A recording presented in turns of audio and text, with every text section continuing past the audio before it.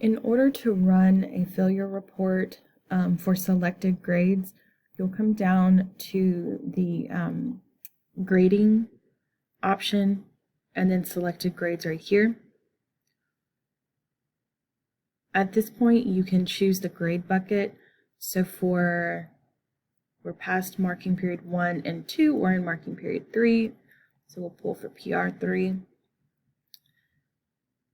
You want to select every grade that would be considered a failing grade in the YesPrep system, which would be 69 to 50. So once you've selected all these boxes, click out, and then you can choose the specific grade levels that you would like to run. So if I was going to run a report for Jalen's cohort, I would select 10 and 11. You click Run Report.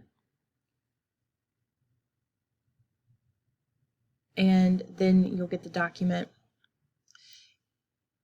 It automatically populates in a PDF, but you can then export to a CSV, which is helpful because it has the student ID number that you can use to do VLOOKUPs and things like that. Some things that I automatically do to the report just to make it more reader friendly: expand each of these columns. I will hide this because it is not helpful. Copy this, and then I will paste it in the left-hand side.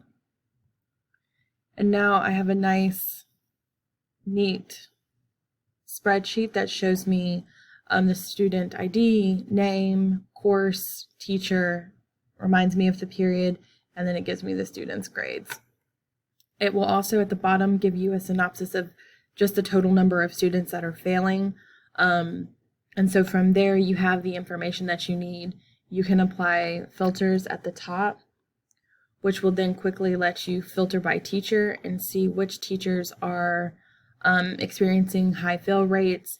And it will also allow you to filter by student. So then you can see if you have a student that is failing multiple courses. And so you know that those are your hotspot friends who need follow-up or need intervention.